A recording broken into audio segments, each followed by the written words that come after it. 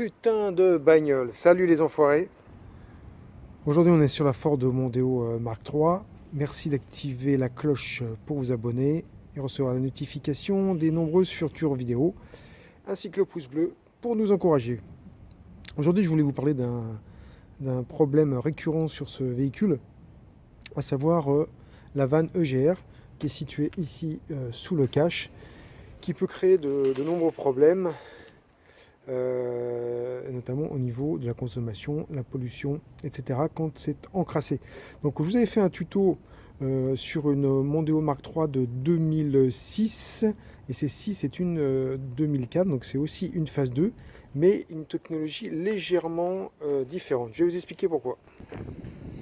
Voilà, sur celle qu'on avait faite, on avait donc une vanne EGR ici, mais c'est une vanne EGR électrique. Ce qui fait que quand on a voulu monter notre plaque pour obturer la vanne EGR, et bien au bout de 180 km, il y a un code défaut qui est apparu parce que le système détectait que l'air ne circulait plus ici. Donc qu'est-ce qu'on va faire?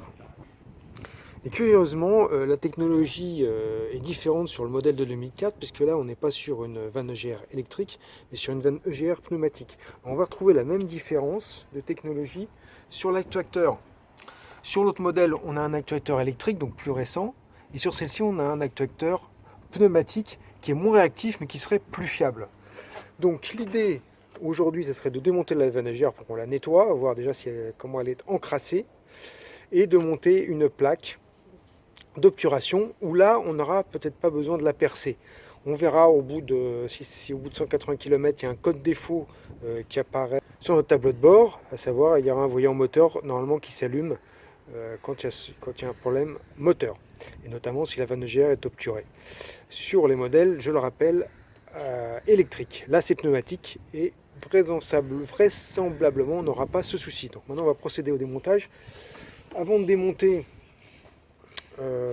je vais mettre comme toujours un dégrippant pour éviter les problèmes. Donc on a deux vis, une vis ici, un écrou ici, un écrou derrière, deux écrous ici, et il faudra qu'on retire la durée. Donc je ne vais pas vous faire tout le démontage parce que c'est le même que sur le tuto que j'ai déjà fait. Simplement je vais vous montrer comment est notre vanne EGR, comment elle est encrassée après démontage. Voilà, je voudrais quand même vous donner un petit conseil pour le démontage. Donc il vaut mieux commencer par démonter par le haut, ici,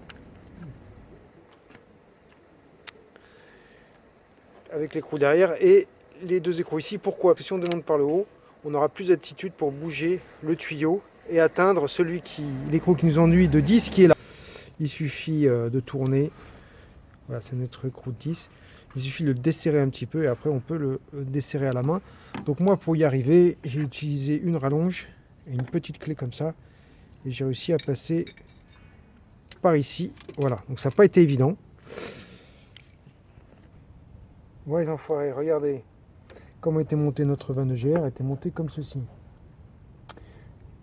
Et donc regardez un petit peu tout le niveau de crasse, tous les imbrûlés, toute la calamine qui s'accumule, qui là est assez grasse, ça finit par devenir extrêmement dur.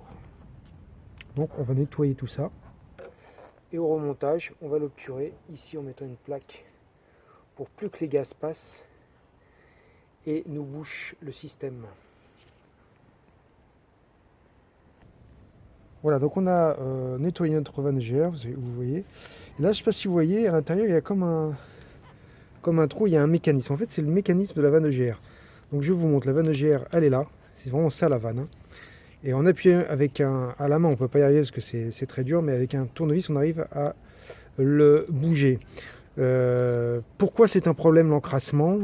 Parce que la calamine, en fait, ça devient dur comme du bois. Et au bout d'un moment, je pense que ça peut vraiment gêner le mécanisme de la vanne et même quasiment la bloquer. Donc l'idée, c'est de mettre une plaque ici, qui va obturer notre vanne EGR, mais notre vanne EGR va continuer à fonctionner. Donc double bénéfice, si on obture la vanne EGR ici, eh bien, tous les gaz avec la calamine vont arrêter de circuler. Donc ils ne vont plus encrasser notre 22 GR et non plus encrasser le moteur. Et donc on va la remonter sans faire de trou, contrairement à l'autre modèle. Je vous avais dit que c'était un modèle 2006. Et donc en fait c'est un modèle 2007. Donc c'est un véhicule qui a été produit de 2000 à 2007. Donc c'est la dernière année de production. Et sur ce modèle, on avait donc une vanne EGR électrique, contrairement à celle-ci qui est une vanne EGR pneumatique. Quelle est la différence? Donc je vous le répète, c'est que sur le modèle électrique, eh bien, s'il n'y a pas de circulation d'air, le système le détecte et vous fait un code de défaut. Ici, normalement, il ne devrait pas y avoir de code défaut. C'est pour ça qu'on va remonter notre plaque eh bien, sans faire... Voilà, donc je choisis de remonter notre vanne EGR avec le joint ici. Pourquoi? Parce que si jamais on veut redémonter le système, eh ben, ça évite d'avoir à retrouver la pièce quelque part. Donc là, elle sera en place. Donc là, vous allez voir, il y a deux encoches. On va mettre notre plaque. Alors, ces plaques, on les trouve sur Internet, sans trop de problème, à un coût très intéressant. Et découpé exactement à la taille qu'il nous faut. Ouais, les enfoirés, donc on a remonté notre vanne EGR avec la plaque.